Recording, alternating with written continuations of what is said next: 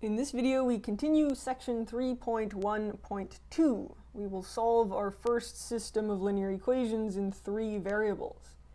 We saw in the previous video that solving a linear system in 2 variables gives us information about the relative position of lines. Similarly, solving a linear system in 3 variables gives us information about the relative position of planes. In example 3.1.4, we are asked to solve the following linear system and interpret the solution geometrically. Solving the system means finding all values of x, y, and z which satisfy the system. This may seem like a daunting task at first, but the system is actually relatively easy to solve. Let's first number the equations. We have 3 equations. 1, 2, and 3. Looking at the third equation, we can see that we can solve for z right away. Let's do that. Let's take the third equation and solve for z. We have 3z equals a minus 9. If we solve for z, we'll get that z must be equal to minus 3. We have now found z. Now let's look at the second equation. The second equation is y minus 2z equals 1. This second equation only has variables y and z in it, but we've just found z, and so we can write this second equation now as y minus 2 times our newfound z minus 3 equals 1, and that allows us now to solve for y. So y plus 6 equals 1. So y must be equal to minus 5. Great, we've now found y. We need to still find x.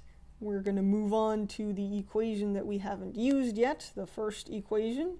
So we have x plus 2y minus 4z equals 8. And we're going to plug in the values of y and z that we found. So we have x plus 2 times our newfound y, which is minus 5. Minus 4 times our newfound z, which is minus 3, equals 8. And now we can solve for x. So x minus 10 plus 12 equals 8. And so x must be equal to 6. We've solved our system. Let's write out the solution in vector form. X, y, z is equal to 6 minus 5 minus 3. We now need to interpret the solution geometrically. Each of the equations in the system represents a plane in R3. So what we've just found is that the 3 planes intersect.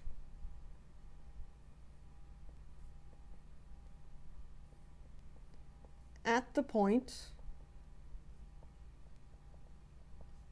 6 minus 5 minus 3.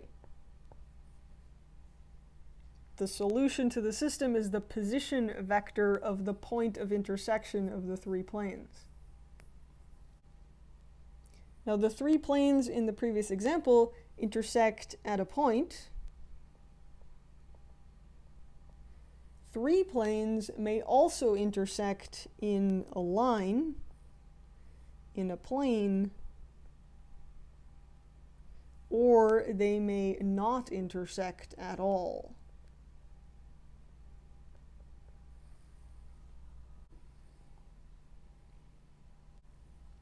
Now the linear system in the previous example was relatively easy to solve through a series of substitutions.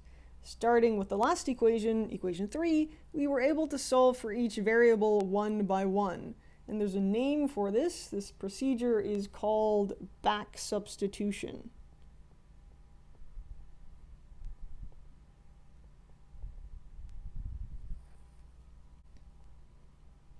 Now, unfortunately, not all systems can be solved this quickly. Consider the following new linear system, system B. Solving B would require a number of elimination steps. For example, if you add equations 1 and 2 here, you would see that the x variable would disappear, and so you would have now two equations in two unknowns. And so that might be your first step if you wanted to solve this system using elimination. If we could show that system A from the previous example,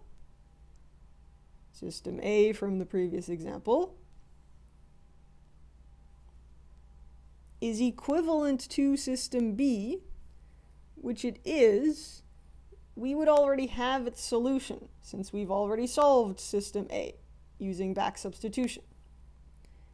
In the next section, we'll develop methods which transform a linear system, such as system B, into an equivalent system which is easier to solve, such as system A.